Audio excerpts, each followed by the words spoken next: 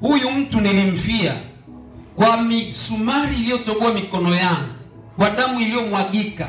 Ngoja mwaka huu tumwagilie tena maji katika kambi la Getsemani.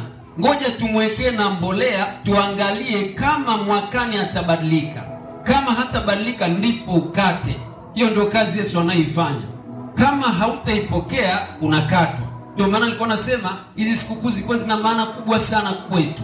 Na sasa unapotoka katika hiyo sikukuu ya baragumu, maana yake ule ujumbe wa malaika watatu unatukusanyisha patakatifu kwa imani. Maombi yetu tunapoyaomba hapa yanapaa kwenda mpaka mbinguni, yanakuwa manukato mazuri kwa Mungu, na tunapokea msamaha kupitia damu ya Yesu Kristo pale tunapoacha kutenda maovu. Habari njema ni kwamba hata kama umeingia kwenye hili kambi mwaka huu ukiwa na hatia moyoni na dhambi inayokusumbua, Yesu anasema dhambi zenu zijapokuwa nyekundu kama damu zitakuwa nyeupe kama theluji. Kwa hiyo una uwezo wa kuziacha hapa ili Yesu azibebe ampelekea Azazeli na wewe ukae huru. Ndio ilikuwa umuhimu wa hii sikukuu iliyokuwa inaitwa sikukuu ya baragumu, ambayo ilikuwa inawakilisha ujumbe wa malaika watatu. Na baada ya kutoka hapo sasa waliingia katika sikukuu ya upatanisho. Maana yake ni kwamba ile sikukuu ya upatanisho, baada ya kupokea tarumbeta, walikaa wakipeleleza moyo kwamba atatoka sangapi huyu kuhani, na wakati wanapeleza moyo wanatubu dhambi zao.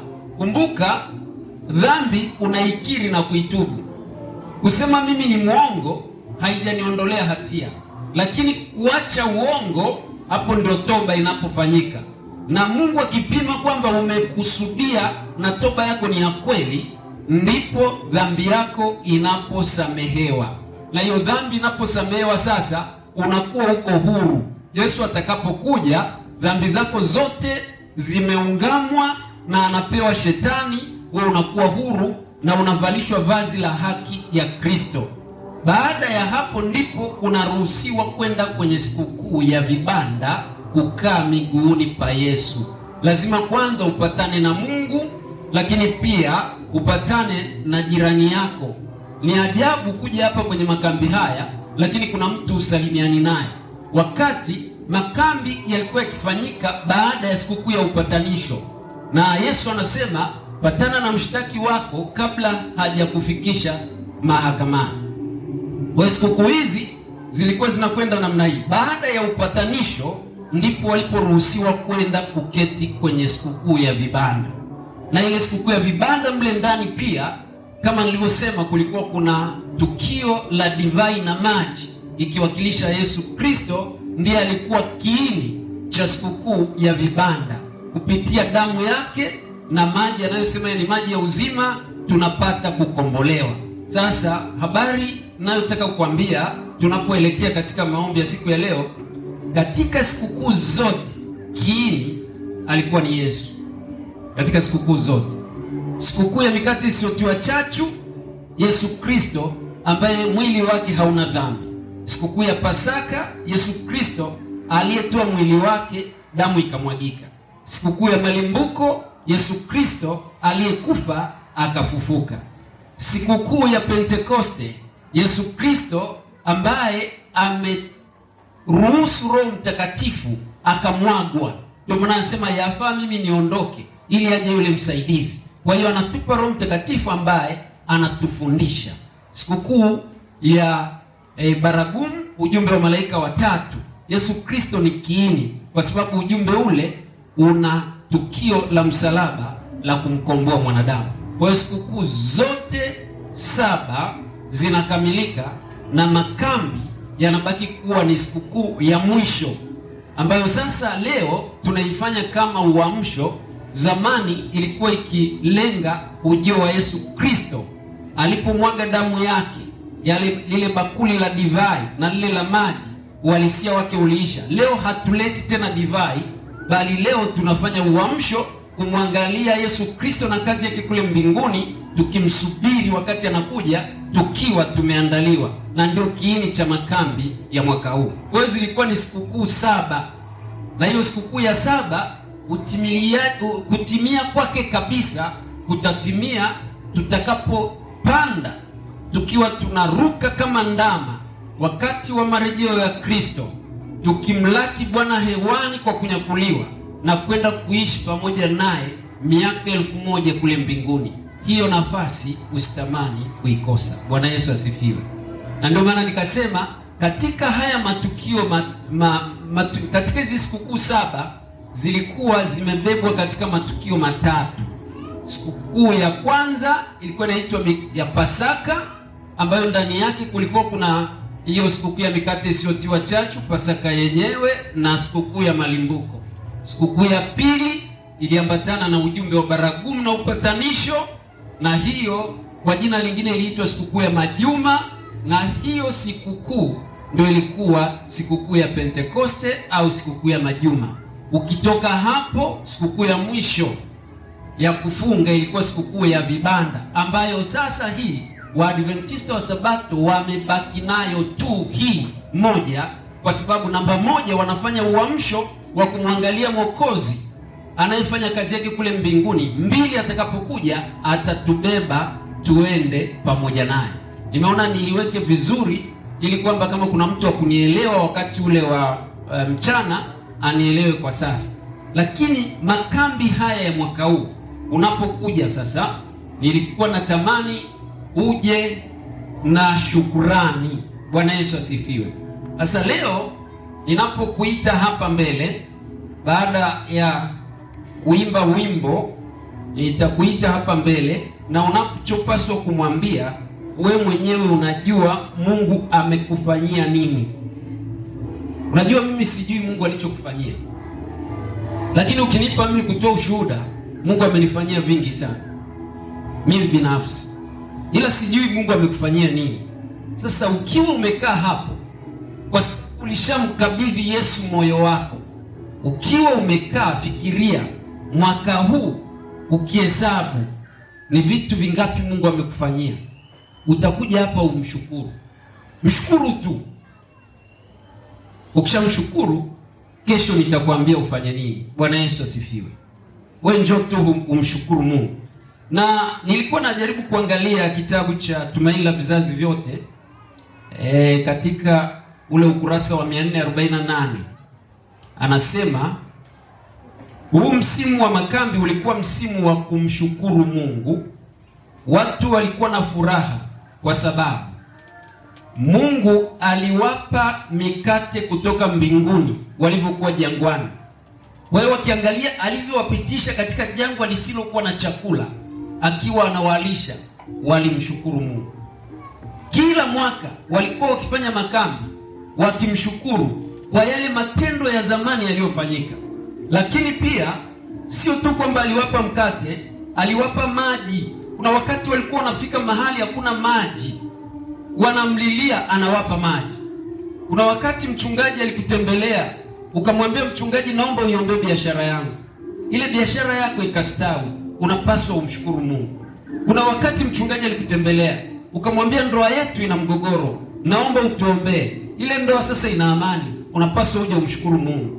Kuna wakati mchungaji alikutembelea shambani, ukamwambia mchungaji, naomba uombee haya mazao yangu, unapaswa umshukuru Mungu, kwa sababu lile ombi la mchungaji lilileta impact kwenye kile ulichokuwa unakiomba. Sijui mengine mengi ulioomba kwa staili hiyo na ukauona mkono wa Bwana. Kuna wakati mwingine watoto wako mijini huko wanatembea, unasikia ajali zinatokea, lakini wao ni wazima. Wewe mwenyewe unasafiri, ajali zinatokea, wewe ni mzima. Si mnakumbuka ile ajali ya Same? Gari liliwaka moto, wakafa watu wengi sana, lakini wewe unapumua. Inakufaa uje umshukuru Mungu. Kwa hiyo walimshukuru Mungu kwa kuwapa maji jangwani, lakini pia walimshukuru Mungu kwa kuwaongoza katika nguzo ya moto.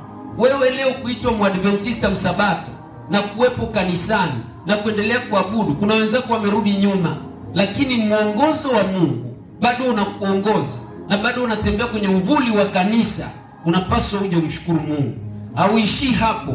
Hawa jamaa kuna muujiza waliofanyiwa.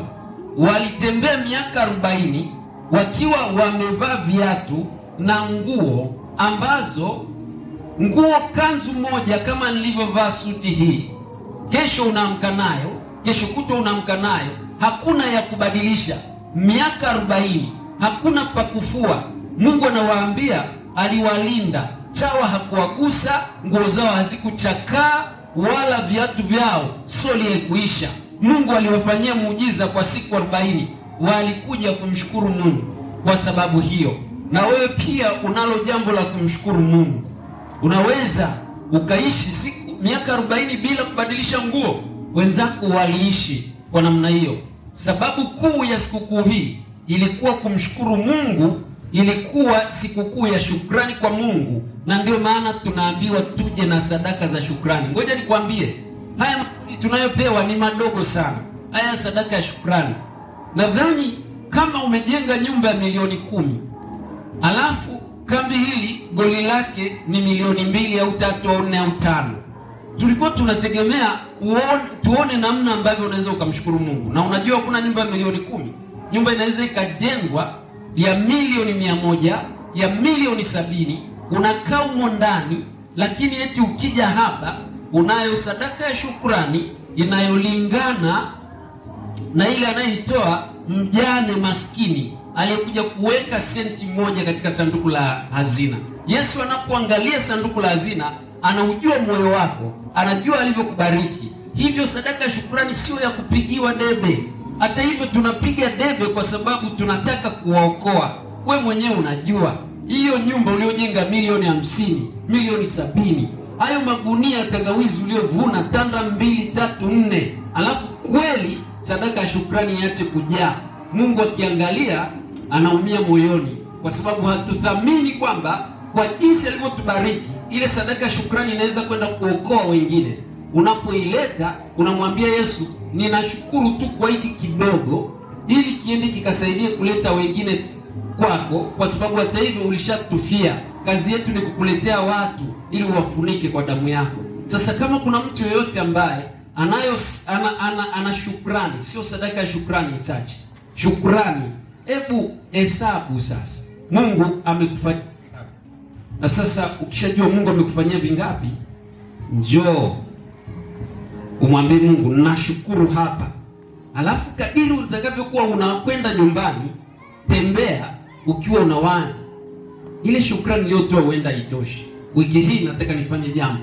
Hata kama huna kabisa, kuna watu wa imani, mwambie Mungu, hii wiki nipe kitu cha kutoa. Bwana Yesu asifiwe. Yakobo alishuka kwa mjomba wake hana kitu, alipanda akiwa na mali tele, kwa sababu alimwambia, ninakwenda mikono mitupu, ukinibariki nikirudi nitakutolea sehemu ya 10 ya kila ninachokipata. Yakobo alifanya hivi. Wewe naye unaweza ukafanya. Ngoja nikupe mfano mmoja. Kuna mchungaji mmoja anaitwa Richard Kihedu, nimesoma naye katika chuo cha Bugema. Yule mchungaji ni rafiki yangu. Sasa hivi yuko anafanya kazi mojawapo hizo conferences za kule Dar es Salaam. Yeye ananiambia kuna siku alikuwa hana kitu kabisa, akaenda akamwambia Mungu, naomba unipe kiwanja hapa mjini, alafu hicho kiwanja nikikipata unipe na uwezo wa kukijenga. Nasema kisa iko sababu alinisimulia kile alichokuwa nacho, akakitanguliza kwanza. Alipokitanguliza kwenye sadaka, akamwambia mke wake tuondoke. Hii habari akikusimulia utacheka. Wakawa wanazunguka, wakakuta kiwanja fulani hivi kimetu msingi, lakini huo msingi haujamaliziwa na unaonekana umekaa kama miaka 10 hivi. Alifika kwenye kile kiwanja, akamwambia mke wake, si unajua Israeli walizunguka Yeriko mara 7. Sasa tunataka tuangushe Yeriko ya kiwanja hiki kiwe cha kwetu, Mungu atupatie. Wakazunguka raundi ya kwanza, wakaomba na mke wake. Nilikuwa naongea na mke wake, anasema mimi nilikuwa naona kama mauzauza tu, lakini sasa kwa kuwa ni mume wangu ameamua tufanye, basi. Wakazunguka mara ya kwanza wakaomba, wakazunguka mara ya pili wakaomba, wakazunguka mara ya tatu wakaomba, mpaka mara 6. Ya 7 akamwambia Mungu, nashukuru kwa sababu umenipa hiki kiwanja. Wakaomba, alafu sasa wakakaa, wako na mke wake, watoto wamewacha nyumbani, alafu wamekaa kwenye shamba la mtu, eti wamemwambia Mungu awape lile shamba. Wakaketi kwenye ule msingi. Pastor Kiedu ni mtu wa maombi sana, namfahamu. Aitwa Richard Kiedu. Anasema walipokuwa wamekaa kwenye ule msingi, akaja mtu mmoja akamwambia, jamani, hamjambo? Wakamwambia hatujambo. Akamwambia, mnaweza mkanitafutia dalali? Akamwambia, dalali wa nini? Akasema, bwana, huu uwanja nilikuwa nina mpango wa kujenga hapa, lakini usiku wa leo nimewaza sana kwamba ninahama na nimeambiwa kuna mahali kiwanja kingine kinauzwa. Sasa nataka niuze hiki ili niende nikanunue kile kiwanja kule ninakohamia, kwa sababu sina mpango tena wa kuishi hapa. Jamaa kuna kitu sikukisema, mfukoni kwake benki alikuwa na milioni 3, na kile kiwanja pale anasema kwa size ya vile viwanja ilikuwa ni kuanzia milioni 10 mpaka 15. Akamwambia, sawa bwana, mimi hapa mfukoni ninahitaji kiwanja, ila benki na milioni 3 tu. Jamaa akamwambia, ongeza. Akamwambia, siwezi kuongeza. Wakapunguzana mpaka milioni 5. Alafu akamwambia, nakupa advance. Wakaenda kuandikishiana. Leo jamaa anaishi hapo na ameshajenga nyumba. Bwana Yesu asifiwe. Swala la imani halina formula. Unaweza ufanye unavyotaka kufanya. Mimi ninachohitaji, mtumie Mungu katika maisha yako naye atakusaidia.